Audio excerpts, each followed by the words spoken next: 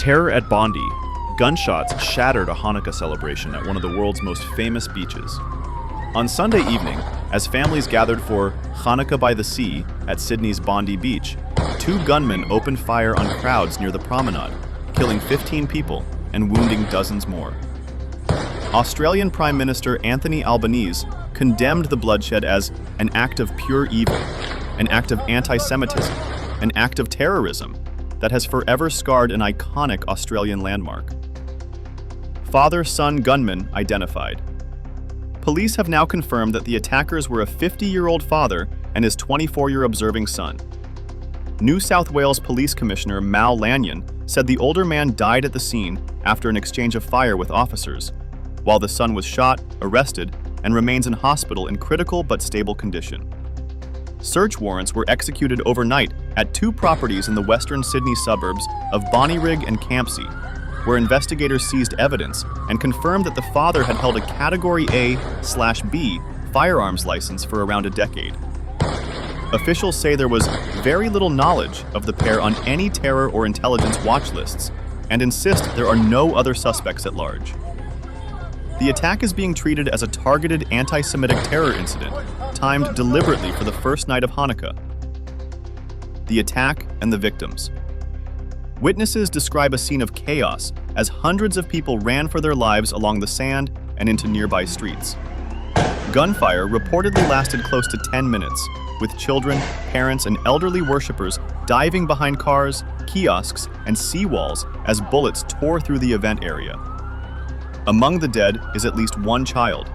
Authorities say the victims range in age from about 10 to the late 80s. Hospitals across Sydney are treating between 38 and 40 injured people, including police officers who confronted the shooters and remain in serious but stable condition. Police say they recovered 6 firearms along the beachfront and later found several improvised explosive devices in a vehicle linked to the gunmen, which bomb technicians have since rendered safe. Australia reacts. We will not be intimidated. Prime Minister Albanese says the attack was designed to terrorize Australia's Jewish community and fracture the country's social fabric, but vowed that Australia will never submit to division, violence, or hatred. He has pledged every single resource needed for the investigation and has flagged tougher national gun laws in response to what is now Australia's deadliest mass shooting since the Port Arthur massacre in 1996.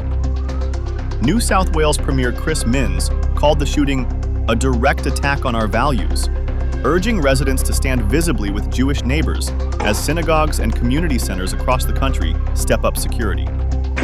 Vigils have begun in Sydney and other cities, with mourners lighting Hanukkah candles in public squares and laying flowers along the Bondi beachfront. Ongoing investigation and global impact. Counter-terrorism officers are now piecing together the pair's movements, online activity, and possible links to extremist networks or overseas influences. Police are examining whether the licensed weapons were modified, how the explosives were acquired, and whether anyone provided material support in the lead-up to the attack. Jewish organizations in Australia say the attack did not come in a vacuum, pointing to a sharp rise in anti-Semitic incidents since the start of the Israel-Gaza war, and warning that online hate has increasingly spilled into real-world threats. World leaders, from Israel to the United States and Europe, have condemned the shooting, framing it as part of a broader pattern of violence against Jewish communities worldwide. Bondi Beach is usually a symbol of sunshine, surfing, and family holidays. Now, after 15 lives lost and dozens shattered, Australians are left grappling with how such an attack could unfold at a festive seaside gathering, and how to ensure it never happens again. As investigators search apartments and sift through evidence, the message from national leaders is clear. What happened at Bondi was an act of evil anti-Semitism, but Australia's response, they say, must be unity, not fear.